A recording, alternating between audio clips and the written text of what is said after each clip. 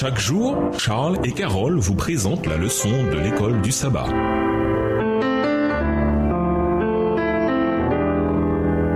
Bienvenue dans votre émission. Dieu nous parle. Nous voilà à la leçon de mardi, l'évangile éternel, le message de la mission. Lisons Apocalypse 14 et versets 6 et 7. Quels aspects de la mission de Dieu pouvez-vous identifier dans l'évangile éternel, présenté par le premier ange dans les messages des trois anges? Apocalypse 14 et versets 6 et 7. Je vis un autre ange qui volait par le milieu du ciel, ayant un évangile éternel pour l'annoncer aux habitants de la terre, à toute nation, à toute tribu, à toute langue et à tout peuple. Il disait d'une voix forte, craignez Dieu et donnez-lui gloire, car l'heure de son jugement est venue, et adorez celui qui a fait le ciel et la terre et la mer et les sources d'eau. C'est la seule occasion de toutes les Écritures où les mots éternel et évangile sont associés. L'évangile est la bonne nouvelle de la grâce donnée à tous à travers Jésus-Christ. Il est venu dans notre monde pour nous manifester la grâce et la vérité. Jean 1, le verset 14. Il a vécu une vie sans péché et il est mort sur la croix en sacrifice substitutif pour porter la sanction qu'exigeaient nos péchés. Ésaïe 53, les versets 4 et 5.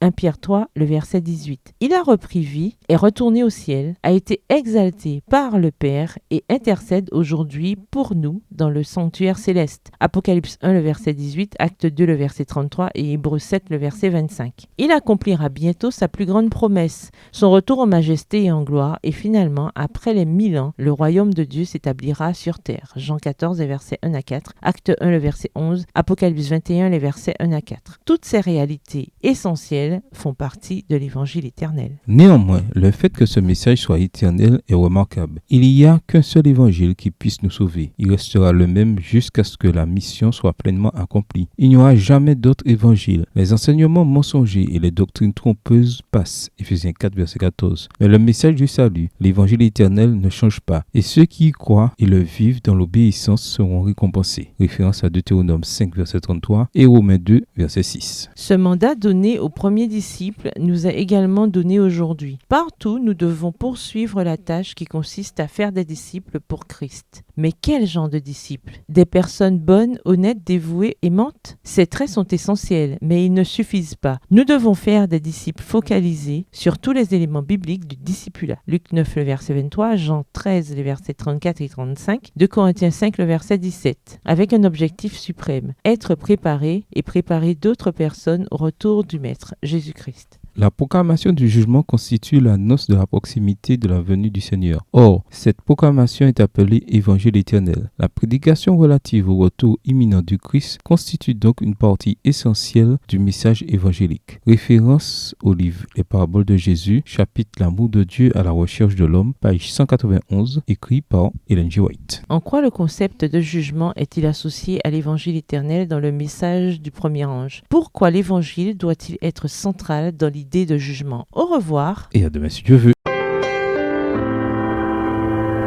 Dieu nous parle. Chaque jour, Charles et Carole vous présentent la leçon de l'école du sabbat.